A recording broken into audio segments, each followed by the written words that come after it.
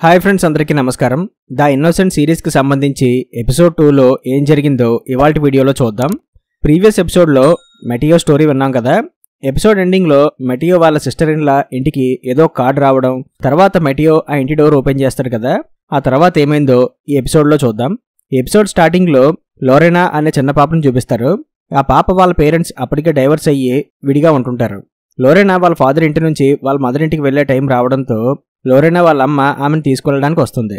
వాళ్ళ నాన్న బాధతో లోరెనాకి సెండ్ ఆఫ్ ఇచ్చి తర్వాత తన రూమ్లోకి వెళ్ళి ఒక గన్ తీసుకుని ఆత్మహత్య చేసుకోవాలని అనుకుంటాడు.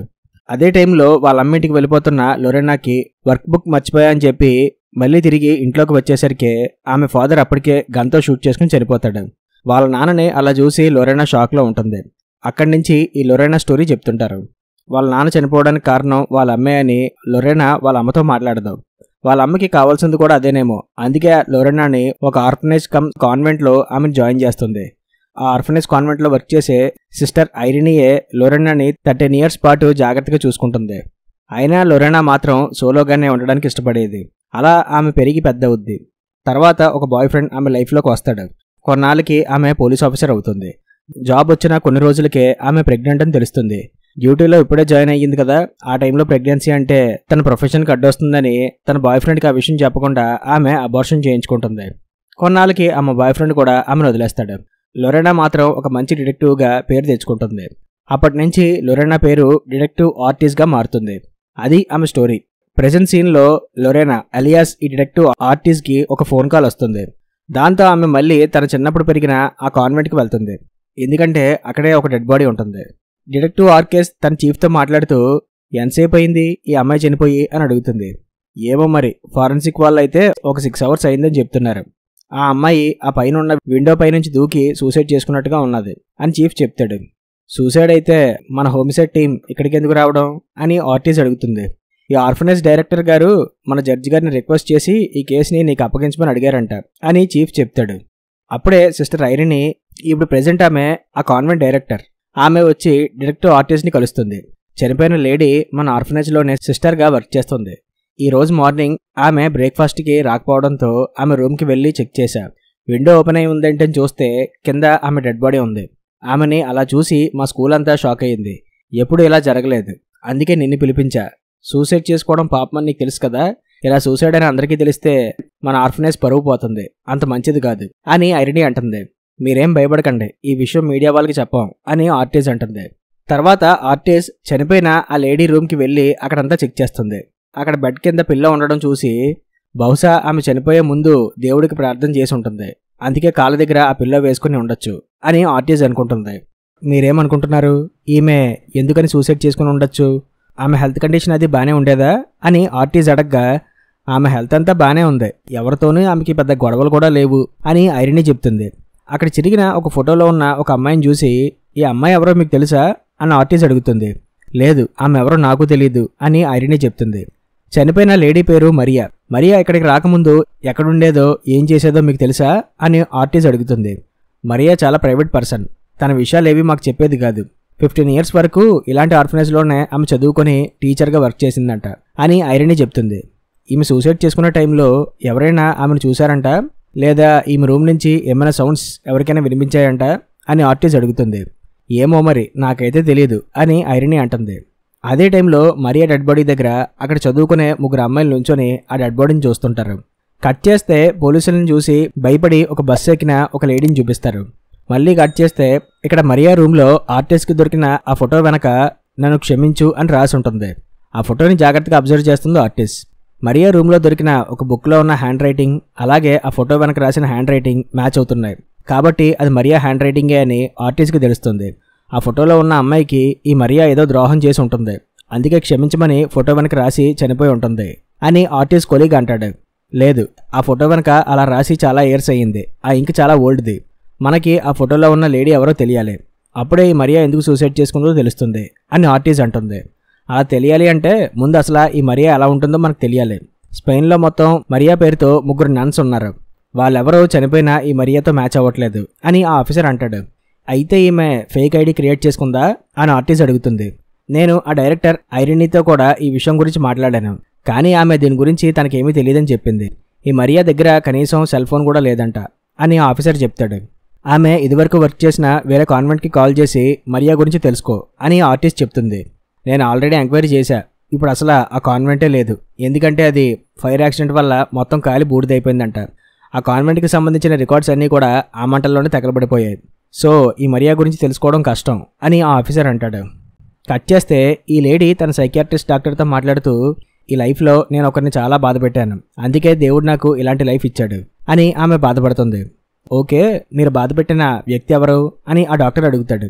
కట్ చేస్తే ఇక్కడ డిటెక్టివ్ ఆర్కేస్ చనిపోయిన మరియా డెడ్ బాడీని చూస్తుంది. ఈమె ఫేస్ మొదటగా గ్రౌండ్కి తగలడం వల్ల ఫేస్ అంతా కూడా పచ్చడి అయిపోయింది. అసలు గుర్తుపట్టడానికి కూడా లేనంత దారుణంగా ఆమె ఫేస్ తయారైంది అని ఆ డాక్టర్ చెప్తారు. మార్నింగ్ 2 ఆ టైంలో ఈ అమ్మాయి దూకేసింది. ఈమె దూకేంత వరకు కూడా ఈమె ఒంటిపైన ఎలాంటి గాయాలు అవ్వలేదు, అంటే ఎవరూ ఈమెను కొట్టలేదు. ఈమె బాడీ పైన హానిబల్ అనే ఒక టాటూ ఉంది అని ఆ డాక్టర్ చెప్తారు. ఒక నన్ బాడీ పైన ఇలాంటి టాటూ ఉందేంటి అని ఆర్టిస్ట్ అంటుంది. టాటూ మాత్రమే కాదు, ఇదిగో ఈ బ్రెస్ట్ ఇంప్లాంట్స్ కూడా ఉన్నాయి అని డాక్టర్ చెప్తారు. ఒక నన్ బాడీలో ఇలాంటివేంటని నాకు డౌట్ వచ్చింది. ఇంకో ఇంపార్టెంట్ విషయం ఏంటంటే ఈమె చనిపోయిన రోజు రాత్రి ఈమె ఎవరితోనో ఇంటిమేట్ అయ్యింది అని ఆ డాక్టర్ చెప్తారు. కట్ చేస్తే ఆ రోజు నైట్ మరియా రూమ్కి క్లౌడియా అని ఆ కాన్వెంట్లో చదువుకునే అమ్మాయి వెళ్తుంది. ఈ అమ్మాయినే ఇందాక మనం మరియా డెడ్ బాడీ దగ్గర చూసింది. క్లౌడియా మరియా రూమ్కి వెళ్తుంటే ఐరిని వచ్చి, ఏం చేస్తున్నావు క్లౌడియా, అక్కడేం పని నీకు అని అడుగుతుంది. కట్ చేస్తే నెక్స్ట్ రోజు క్లౌడియాతో డిటెక్టివ్ ఆర్కేస్ మాట్లాడుతుంది. మరియా చనిపోయిన రోజు నువ్వేం చేసావు అని ఆర్టిస్ట్ అడుగుతుంది. ఆ రోజు రాత్రి నేను నా రూమ్లో నా ఫ్రెండ్స్తో ఆడుకుంటున్నా. ఆ గేమ్ చిన్నపిల్లలు ఆడకూడదంట, మా స్కూల్లో చెప్పారు, కానీ మేము ఎవరికీ తెలియకుండా ప్రతిరోజు అదే ఆడుకునేవాళ్ళం అని క్లౌడియా భయపడుతూ చెప్తుంది. ఎందుకంటే అది ఏ సర్టిఫికేట్ గేమ్ కాబట్టి. అది విని డైరెక్టర్ అర్నీకి కోపం వస్తుంది. పిల్లలు పాడైపోతున్నారు అని ఆమె అనుకుంటుంది. ఈ విషయం అందరికీ చెప్తే నన్ను కొడతారనే అందరి దగ్గర దాచాను అని క్లౌడియా అంటుంది. సరే, తర్వాత ఏమైంది అని ఆర్టిస్ట్ అడుగుతుంది. గేమ్ అయిపోయాక నేను నా రూమ్కి వెళ్తున్న టైంలో అప్పుడే ఎవరియో ఫుడ్ స్టెప్స్ నాకు వినిపించి ఆగాను. నేను వాళ్ళకి దొరికిపోతానేమో అనుకుని నేను దాక్కున్నా. అందుకే అటు సైడ్ ఎవరు వెళ్ళారో నేను చూడలేదు, కానీ అవి ఒక లేడీ ఫుడ్ స్టెప్స్ అని మాత్రం నాకు తెలుసు. అరౌండ్ 1 AM to 2 AM మధ్యలో ఇలా జరిగింది అని క్లౌడియా చెప్తుంది. నువ్వు చూసిన లేడీ ఈ ఫోటోలో ఉన్న లేడీయేనా అని ఆర్టిస్ట్ అడిగితే, ఏమో ఆమె ఫేస్ని సరిగ్గా గమనించలేదు అని క్లౌడియా చెప్తుంది. నెక్స్ట్ సీన్లో డిటెక్టివ్ ఆర్కేస్ మరియాకి ఆ బ్రెస్ట్ ఇంప్లాంటేషన్ చేసిన డాక్టర్ యొక్క లాయర్ని కలుస్తుంది. చెప్పండి, మా డాక్టర్ గారితో మీకేంటి పని, నేను అతని లాయర్నే అని అతను అంటాడు. ఒక లేడీ చనిపోయింది సార్, సో ఆమె గురించి తెలుసుకుందామని మీ డాక్టర్ని కలుద్దాం అనుకున్నా, ఆయనే ఆమెకి ట్రీట్మెంట్ ఇచ్చిందంట అని ఆర్టిస్ట్ అంటుంది. ఆ ఫొటోస్ అవి చూసి, ఇవి 15-20 years బ్యాక్వి, మా దగ్గర ఆమె రికార్డ్స్ ఉన్నాయో లేవో చెక్ చేయాలి, చూస్తాం, కానీ మీరు వారంటీ తెచ్చారా అని ఆ లాయర్ అడుగుతాడు. వారంటా దేనికి అని ఆర్టిస్ట్ అడుగుతుంది. మా హాస్పిటల్ పేషెంట్ యొక్క రికార్డ్స్ ప్రైవసీలో ఉంటాయి, ఇలా వారెంట్ లేకుండా అడిగితే ఎవరికి ఏది చెప్పాం, అది మా హాస్పిటల్ రూల్ అని ఆ లాయర్ అంటాడు. చూడండి, ఈ పేషెంట్ గురించి తెలుసుకోవడం చాలా ఇంపార్టెంట్, దీనివల్ల మీ హాస్పిటల్కి వచ్చే నష్టమేమీ లేదు అని ఆర్టిస్ట్ అంటుంది. అయినా సరే వారెంట్ కావాల్సిందే, లేదంటే మా నుంచి మీకు ఎటువంటి ఇన్ఫర్మేషన్ రాదు అని ఆ లాయర్ అంటాడు.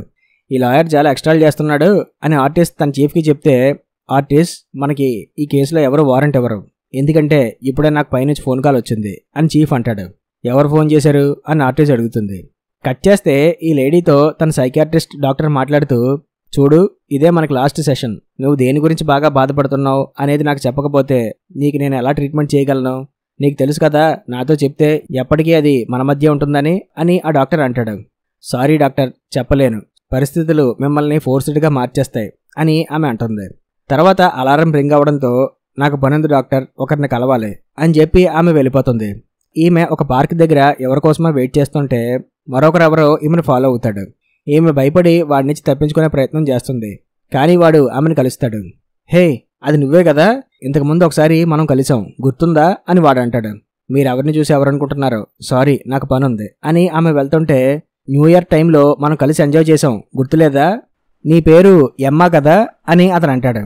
సారీ అని చెప్పి ఆమె వెళ్ళిపోతుంది. కట్ చేస్తే డిటెక్టివ్ ఆర్కేస్ చీఫ్తో మాట్లాడుతూ, వారెంట్ కోసం కాల్ చేస్తుంటే ఆ జడ్జి ఫోన్ ఎత్తడేంటి అని ఆర్టిస్ట్ చీఫ్ని అడుగుతుంది. ఆ జడ్జే ఇందాక నాకు కాల్ చేసింది, వారెంట్ ఇవ్వనని చెప్పాడు అని చీఫ్ చెప్తాడు.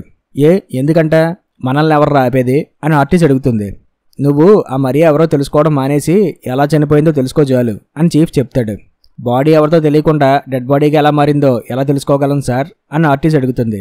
ఈ కేసులో మనం ఇంకేం చేయలేం అని చీఫ్ చెప్తాడు.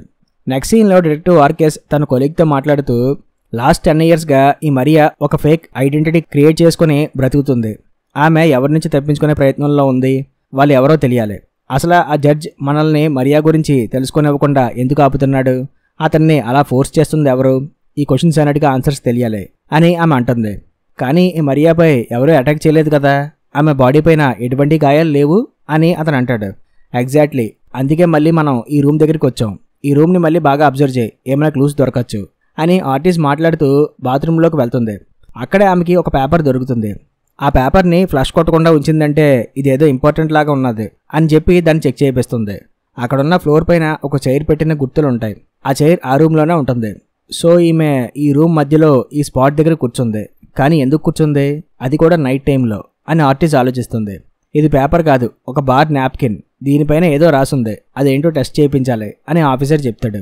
ఈ పిల్లో కవర్ చూడు, ఇది ఈ బెడ్షీట్కి మ్యాచ్ అవ్వట్లేదు అని క్లోజెట్ చెక్ చేస్తే ఇక్కడ చూడు, ఇందులో 3 బెడ్షీట్స్ ఉన్నాయి కానీ పిల్లో కవర్స్ 2 ఉన్నాయి, అంటే ఒక పిల్లో కవర్ మిస్సింగ్, లేదా ఎవరో ఆ కవర్ని తీసుకొని ఉండాలి అని ఆర్టిస్ట్ అంటుంది. లాండ్రీకి వేసిందేమో అని ఆ కొలీగ్ అంటాడు. తర్వాత డిటెక్టివ్ ఆర్కేస్ అటాప్సీ డాక్టర్కి కాల్ చేసి మరియా ఫేస్ని మళ్ళీ రీకన్స్ట్రక్ట్ చేయమని అడుగుతుంది. దానికి చాలా టైం పడుతుందని, అయినా ఇప్పుడు అంత అవసరం ఏంటని ఆ డాక్టర్ అడుగుతాడు. ఈమె వాడే పిల్లో కవర్ కాటన్ది, మీకు ఆమె నోట్లో కానీ లేదా గొంతుకులో కానీ ఏమైనా ఫైబర్స్ లాంటివి దొరికితే ఇది సూసైడ్ కాదని నిరూపించవచ్చు, లేదంటే ఇది సూసైడ్ అని ఫిక్స్ అవ్వచ్చు అని ఆర్టిస్ట్ చెప్తుంది.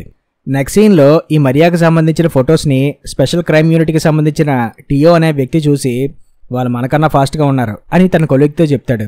తర్వాత ఆమె రిపోర్ట్స్ని వాళ్ళ హెడ్కి చూపించి పోలీసులు ఆ అమ్మాయి గురించి తెలుసుకునే ప్రయత్నం చేశారు, కానీ మేమే వాళ్ళని ఆపాం అని అతను చెప్తాడు. మీ మిగిలిన కేసులన్నీ పక్కన పెట్టి ఈ కేసునే కేర్ఫుల్గా హ్యాండిల్ చేయండి అని ఆ హెడ్ చెప్తుంది. దాంతో వీళ్ళు మరియా చనిపోయిన ఆర్ఫనేజ్కి బయలుదేరతారు. టియో తన వైఫ్ బియాకి కాల్ చేసి ఈరోజు నైట్ రావడానికి అవ్వదు, ఒక కేసు పని మీద వెళ్తున్నావు అని అతను చెప్తాడు. నెక్స్ట్ సీన్లో ఆర్టిస్ట్ ఐరినీని కలిసి చూస్తుంటే ఈ కేసు అంత సింపుల్గా లేనట్టుంది, బహుశా ఈ కేసు గురించి మీడియా వాళ్ళకి తెలిసిపోయే ఛాన్సెస్ ఉన్నాయి, సారీ అని చెప్తుంది. నువ్వేం చేస్తావులే, ఎలా జరగాలో అదే జరుగుతుంది, అంతా దేవుడే చూసుకుంటాడు అని ఐరినీ అంటుంది. ఈ మరియా ఎవరో తెలియదు, ఎందుకు చనిపోయిందో తెలియట్లేదు, ఈమెకి అసలు సెల్ ఫోనే లేదు, బయట ఫ్యామిలీ లేదు, ఫ్రెండ్స్ లేరు, అందుకే ఈ కేసు బాగా టఫ్ అయింది. ఆమె రూమ్ నుంచి లాస్ట్ 15 డేస్గా రికార్డ్ అయిన కాల్ హిస్టరీ ఇది. ఈ నెంబర్స్ అన్నీ మీరు చెక్ చేసి ఇందులో ఉన్న ఏ నెంబర్ మీ స్కూల్తో సంబంధం లేదో ఆ నెంబర్స్ ఏవో మాకు చెప్పండి అని ఆర్టిస్ట్ అడుగుతుంది. అంటే సిస్టర్ మరియాది ఆత్మహత్య కాదా అని ఐరినీ అడుగుతుంది. అది తెలుసుకునే ప్రయత్నంలోనే ఉన్నా అని ఆర్టిస్ట్ చెప్తుంది. వీళ్ళకి దొరికిన ఆ బార్ పేపర్ పైన ఒక ఫోన్ నెంబర్ ఉందని తెలిసి ఆర్టిస్ట్ ఆ నెంబర్ ఎవరిదో తెలుసుకొని ఆ వ్యక్తిని ఇంట్రాగేట్ చేస్తుంది. అతనేం చెప్తాడంటే, నేను ఆ బార్లో ఉండగా ఆ అమ్మాయి అక్కడికి వచ్చింది, నేను వెళ్ళి ఆమెతో మాట్లాడాను, తర్వాత మేమిద్దరం ఇంటిమేట్ అయ్యాం, ఈ విషయం నా వైఫ్కి చెప్పకంటే ప్రాబ్లంలో ఇరుక్కుంటా అని వాడు అంటాడు. నువ్వు ఆల్రెడీ ప్రాబ్లంలోనే ఉన్నావు అని ఆర్టిస్ట్ అంటుంది. సో ఆ లేడీ ఎవరో కాదు, చనిపోయిన ఈ మరియా అన్నమాట, ఈమెని చివరిసారి కలిసిన వ్యక్తివి నువ్వే అని ఆర్టిస్ట్ అంటుంది. అయితే ఏంటి, నేను ఆ అమ్మాయిని చంపేశాను అనుకుంటున్నారా, నా వైఫ్ కన్నా మీరే డేంజర్గా ఉన్నారు, నాకు ఈ గోలంతా ఎందుకు కానీ నా వైఫ్కి నిజం చెప్పేస్తా, మీరు ఇరికిద్దాం అనుకున్నా నేను దాంట్లో ఇరుక్కోను, నాకు ఆ అమ్మాయి చావుకి ఎటువంటి సంబంధం లేదు అని అతను అంటాడు. అవునా బాబు, నీ వైఫ్ గురించి కూడా మేము తెలుసుకున్నాం, ఆమె ఒంటిపైన లేని గాయం అంటూ లేదు, అంతలా టార్చర్ చేసి మళ్ళీ నీ వైఫ్ అంటే నీకు చాలా భయం అన్నట్టుగా యాక్ట్ చేస్తున్నావు, ఎవరి దగ్గర నీ యాక్టింగ్లు, నోరు మూసుకొని మేము అడిగిన దానికి మాత్రమే సమాధానం చెప్పు, నువ్వు ఆమెను కలిశాక ఏం జరిగింది అని ఆర్టిస్ట్ అడుగుతుంది.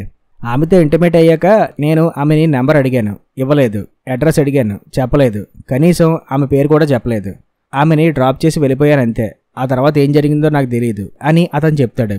ఎక్కడ డ్రాప్ చేసావు అని ఆర్టిస్ట్ అడుగుతుంది. వాడు ఒక లొకేషన్ చూపిస్తాడు. తర్వాత చెక్ చేస్తే ఇతని ఫ్రెండ్స్ ఏవి ఆ మరియా రూమ్లో లేవని తెలుస్తుంది. పోలీసులు ఆ సీసీటీవీ ఫుటేజ్ కోసం వెళ్తారు. ఇంతలో ఆర్టిస్ట్కి మరియా ఫేస్ రెడీ అయిందని తెలిసి వెళ్ళి ఆమె ఫేస్ చూస్తుంది. ఆమె నోట్లో కాటన్ ఫైబర్స్ ఉన్నాయని డాక్టర్స్ చెప్తారు. అంటే మరియాది సూసైడ్ కాదు, ఎవరో ఆమె ఫేస్ పైన పిల్లో పెట్టి ఆమెను చంపడానికి చూశారు అని ఆ డాక్టర్ చెప్తారు. కట్ చేస్తే ఆ రోజు రాత్రి ఏం జరిగిందో చూపిస్తారు. మరియాని డ్రాప్ చేసి ఆ బార్ పేపర్పై వాడి ఫోన్ నెంబర్ రాసి ఆమెకి ఇస్తాడు. తర్వాత ఆమె అక్కడి నుంచి వెళ్ళిపోతుంది. అదే సీసీటీవీలో రికార్డ్ అవుతుంది. పోలీసులు అదే చూస్తారు. మరియా కొద్దిగా దూరం వెళ్ళి ఒక టర్నింగ్ దగ్గర ఆగి వాడు కారులో వెళ్ళిపోయిన తర్వాత ఆమె స్కూల్కి వెళ్ళిపోతుంది. సో పోలీసులు అనుకున్నట్టు వాడు మరియాని ఫాలో చేసి చంపలేదని తెలుస్తుంది. కానీ అదే టైంలో మరొక వ్యక్తి ఆమెను ఫాలో అవుతాడు. ఆ ఏరియాలో ఉండే అన్ని కెమెరాస్ చెక్ చేయమని ఆర్టిస్ట్ చెప్తుంది. మరియా తన రూమ్కి వెళ్ళిపోయాక వాడు ఆమె రూమ్లోకి వచ్చి అక్కడే చిరిగిపోయిన ఆ ఫోటోని పెడతాడు. మరియా ఆ ఫోటోను చూస్తుండగా ఆమె పైన అటాక్ చేసి గన్తో ఆమెను బెదిరించి కుర్చీలో కూర్చోబెడతాడు. ఆమె ఎక్కడుందో చెప్పు అని మరియాని అడుగుతాడు. నాకు ఆమె గురించి ఏమీ తెలియదు అని మరియా అంటుంది. నాటకాలు ఆడుతున్నావే అని చెప్పి వాడు ఒక పిల్లో తీసి మరియాకి ఊపిరి ఆడనివ్వకుండా చేస్తాడు. నువ్వు నిజం చెప్పకపోతే చంపేస్తా అని వాడు బెదిరిస్తాడు. అప్పుడే మరియాకి తన ఫ్లాష్ బ్యాక్ విషయాలు గుర్తుకొస్తాయి. మరియా వాడిచ్చిన నోట్లో ఏదో రాసి పక్కన పడేస్తుంది. వాడు అది తీసుకునే లోపు ఆమె ఆ విండో దగ్గరికి వెళ్ళి అక్కడి నుంచి దూకేస్తుంది. వాడు ఆ నోట్లో చూస్తే పోరా ఎదవ అని రాసి ఉంటుంది. అలా మరియా చనిపోతుంది. ఆర్టిస్ట్ ఆ ఏరియా కెమెరాస్ని చెక్ చేస్తే ఒకటి మాస్క్లో ఆ స్కూల్ సైడ్ నుంచి మరియా చనిపోయే టైంలోనే వెళ్ళాడని తెలుస్తుంది. వాడి గ్లౌజెస్ని అక్కడే ఉన్న డస్ట్బిన్లో పడేయడం, ఆ టైంలో వాడి హ్యాండ్ పక్కనే ఉన్న కారు పైన పెట్టడం, అదంతా సీసీటీవీ ఫుటేజ్లో ఆర్టిస్ట్ వాళ్ళు గమనించి ఆ కార్ గురించి తెలుసుకొని ఫింగర్ ప్రింట్స్ని సేకరించే పనిలో ఉంటారు. అదే టైంలో ఐరిని ఆర్టిస్ట్కి కాల్ చేసి మరియా కాల్ హిస్టరీ చెక్ చేశా, ఒక నెంబర్ మాత్రం మా స్కూల్తో సంబంధం లేదని ఆ నెంబర్ని ఆర్టిస్ట్కి చెప్తుంది. ఆమె చనిపోయిన రోజు నుంచి 2 days బిఫోర్ మరియా నంబర్కి కాల్ వచ్చిందని ఐరిని చెప్తుంది. సో పోలీసులు ఆ నంబర్ ఎవరిదో తెలుసుకుని వాళ్ళ ఇంటికి వెళ్తారు. మరోపక్క ఆ స్పెషల్ క్రైమ్ యూనిట్ ఆఫీసర్ టియో కూడా మరియా డెడ్ బాడీ గురించి తెలుసుకుంటాడు. ఆర్టిస్ట్ ఆ వ్యక్తి ఇంటికి వెళ్ళి మీకు ఫ్రీగా ఉన్నప్పుడు కాల్ చేయండి అని చెప్పి నోట్ రాసి ఆ డోర్ లోపలికి వేస్తుంది. ఆ నోట్ చూసి ఆ వ్యక్తి డోర్ ఓపెన్ చేస్తాడు. అతను ఎవరో కాదు, మెటియో. అక్కడితో ఈ ఎపిసోడ్ ఎండ్ అవుద్ది.